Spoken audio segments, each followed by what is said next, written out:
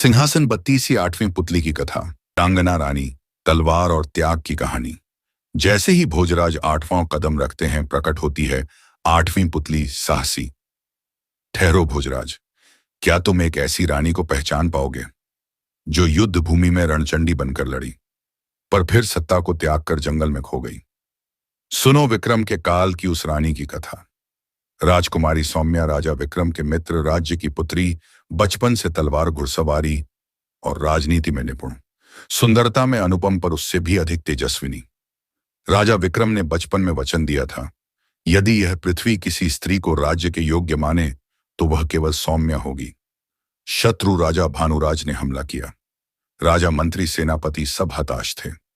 राजा विक्रम स्वयं युद्ध के लिए निकले, पर अचानक घायल हो गए। तब रानी सौम्या ने हाथ में तलवार उठाई, पुरुषों के वस्त्र पहने और सेना का नेतृत्व किया। 3 दिनों के युद्ध के बाद भानुराज की सेना भाग खड़ी हुई। विजय का पताका सौम्या के हाथों में लहराया। दरबार में सभी कहते हैं, सौम्या को राजमाता बनाया जाए, विक्रम के साथ वह सत्ता सिंहासन साझा करे। पर सौम्या मुस्कुराती है, मैंने युद्ध जीता है, सत्ता नहीं मांगी। मेरा मार्ग अब जंगल है, ध्यान और मौन का। मैंने जन कल्याण किया, अब आत्म कल्याण की खोज है। और रानी सौम्या ब्रह्म मुहूर्त में चुपचाप राज्य छोड़कर हिमालय की ओर निकल जाती है। विक्रम सिंहासन पर बैठते समय कुछ क्षण के लिए रुकते हैं। उनकी आंखें शून्य में सौम्या को खोजती हैं, जिसने न केवल राज्य की रक्षा की बल्कि त्याग का सर्वोच्च आदर्श भी रचा। साहसी पुतली भोजराज से पूछती है, क्या तुम ऐसी किसी रानी को पहचान पाओगे जो सत्ता की ऊंचाई पा लेने के बाद भी मौन की गहराई को चुन ले? भोजराज, ऐसी रानी केवल वीर नहीं, संत भी होती है। मैं उसे पहचानूंगा और उसका सम्मान करूंगा। साहसी पुतली मुस्कुराकर अग्निरूप होकर विलीन हो जाती है। सिंहासन बत्तीसी नवीं पुतली की कथा। सोने की मूर्ति। जब एक प्रतिमा में जागा आत्मबल, राजा भोज सिंहासन की ओर बढ़ते हैं। तभी प्रकट होती है नौवीं पुतली स्वर्ण लेखा। ठहरो भोजराज, आज सुनो एक ऐसी कथा जहां एक शिल्प मात्र धातु नहीं बल्कि जीवंत चेतना बन गया, क्योंकि राजा विक्रम ने उसमें देखा आत्मा का प्रकाश। राजा विक्रमादित्य उज्जैन में कला उत्सव आयोजित करते हैं। दूर दराज से मूर्तिकार आते हैं, पर एक अजनबी युवक आता है, कमजोर, शांत, आंखों में तपस्या। युवक, मैं कोई आम मूर्तिकार नहीं महाराज, मेरी मूर्तियां सांस लेती हैं। सभी उसका मजाक उड़ाते हैं, पर विक्रम उसकी कला देखना चाहते हैं। 1 माह बाद महल में रखी जाती है एक सोने की स्त्री मूर्ति। उसकी आंखों में गहराई, चेहरा भावुक और मुद्रा शांति से भरी। जनता दंग रह जाती है। मूर्ति को देखकर ऐसा लगता है मानो अभी कुछ बोलेगी। राजा विक्रम, यह मूर्ति नहीं, यह जीवंत आत्मा है। इस पर राज्य के मंदिर में विशेष पूजा होगी। रात के तीसरे पहर राजमहल के पुजारी देखते हैं, मूर्ति के होंठ हिलते हैं, एक धीमा संगीत सा निकलता है। राजा विक्रम को सूचना दी जाती है, वे तुरंत पहुंचते हैं। विक्रम ध्यानपूर्वक निहारते हैं और कहते हैं, विक्रम, तुम केवल सोना नहीं, तुम वह भावना हो जो किसी स्त्री की उपेक्षा की गई आत्मा से जन्मी है। बोलो, कौन हो तुम? धीरे धीरे मूर्ति के होंठ हिलते हैं। मूर्ति, मैं उस कन्या की चेतना हूं जिसे स्वर्ण के लोभ में बलि चढ़ा दिया गया, पर तुम्हारे न्यायप्रिय मन ने मुझे फिर से जीवित किया। तुमने मुझे केवल कला नहीं समझा, आत्मा समझा। राजा विक्रम सभी कलाकारों और ब्राह्मणों के साथ मूर्ति की विशेष पूजा करते हैं। फिर मूर्ति की आत्मा एक प्रकाश में बदलकर आकाश में विलीन हो जाती है। राजा विक्रम उस स्थान पर एक न्याय और करुणा मंदिर बनवाते हैं। स्वर्ण लेखा पुतली पूछती है, भोजराज, क्या तुम धातु में आत्मा देख सकते हो? क्या तुम केवल सत्ता नहीं, संवेदनशीलता से भी राज कर सकते हो?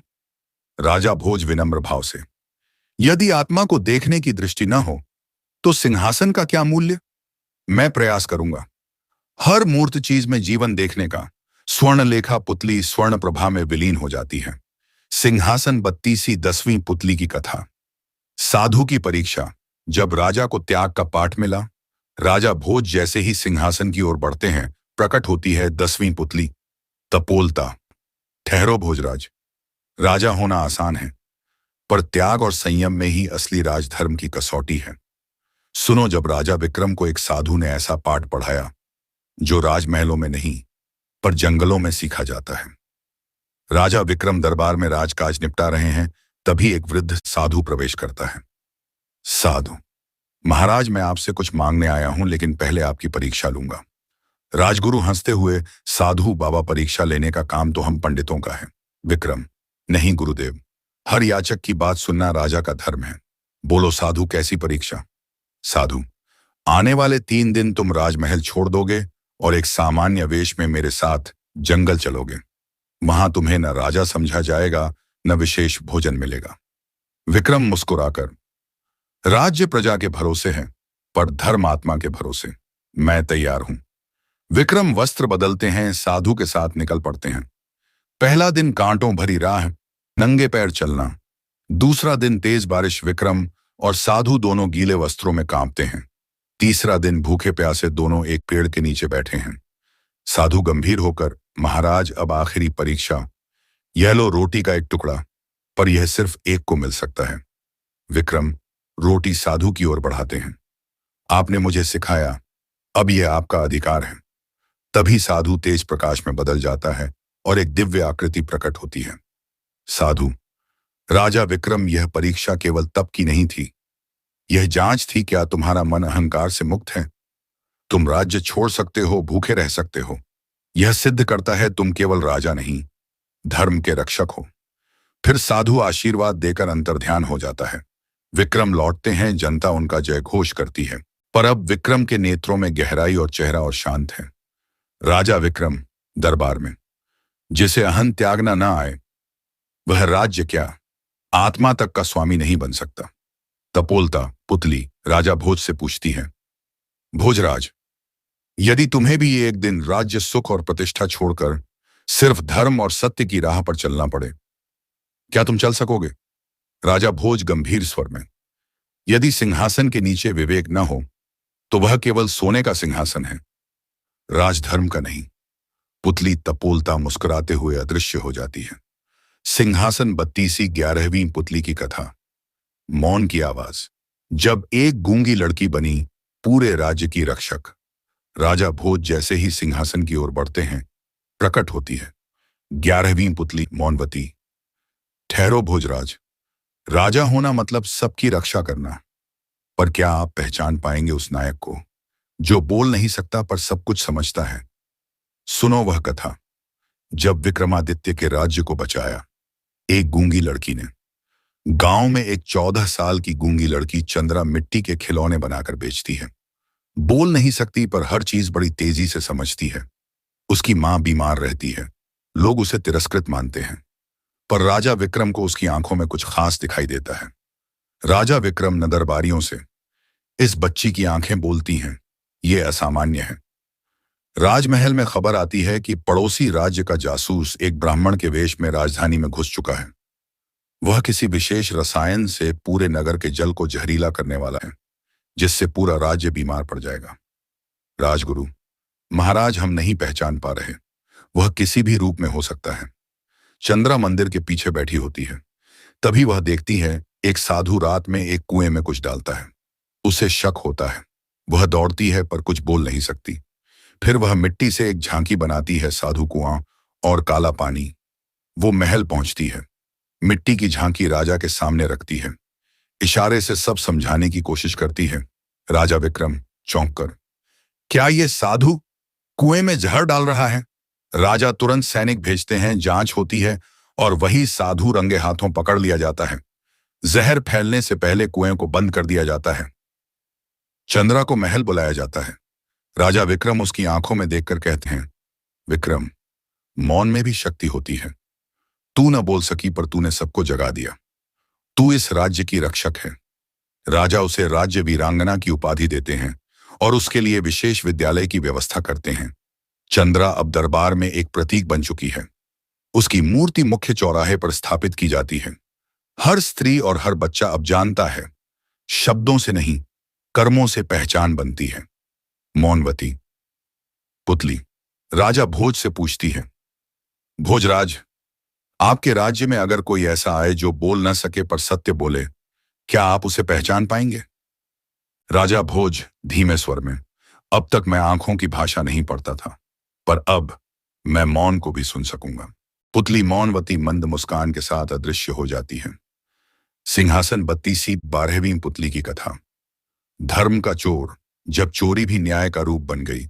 जैसे ही राजा भोज सिंहासन की ओर कदम बढ़ाते हैं, प्रकट होती है 12वीं पुतली। धर्मवती। ठहरिए भोजराज, आप राजा बनने चले हैं, पर क्या आप धर्म को हर चमत्कार से ऊपर रखेंगे? सुनिए वह कथा, जब राजा विक्रम को धर्म का सही अर्थ एक चोर ने समझाया। रात के अंधेरे में नगर के सबसे अमीर सेठ के घर चोरी होती है। पर अजीब बात यह कि चोर केवल गहने और दौलत नहीं, बल्कि सेठ के अनाज और दस्तावेज भी ले गया है। राजा विक्रम चौंक कर, चोरी तो हुई है, लेकिन ये तो जैसे कोई हिसाब किताब चुकाने आया था। हर बार केवल उनके घरों में चोरी होती है जो प्रजा को धोखा देते हैं। गरीबों को अचानक चुपचाप मदद मिलती है।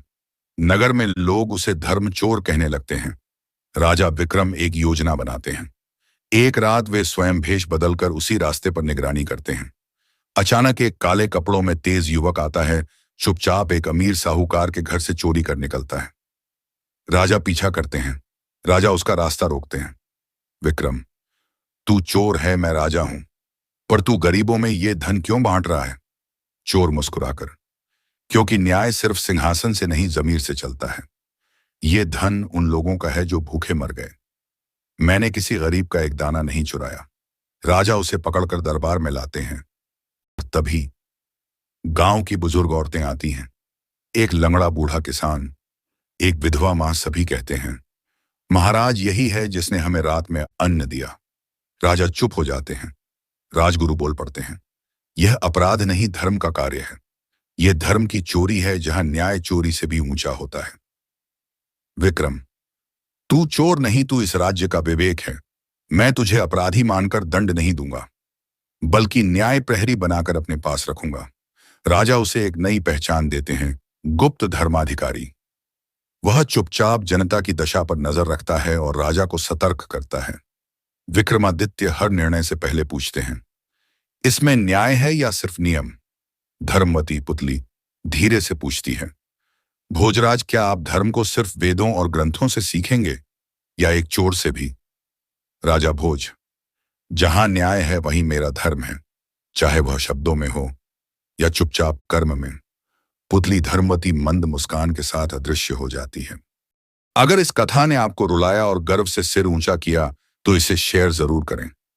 अगली कथा की प्रतीक्षा करें, क्योंकि सिंहासन 32 अभी पूरी नहीं हुई है।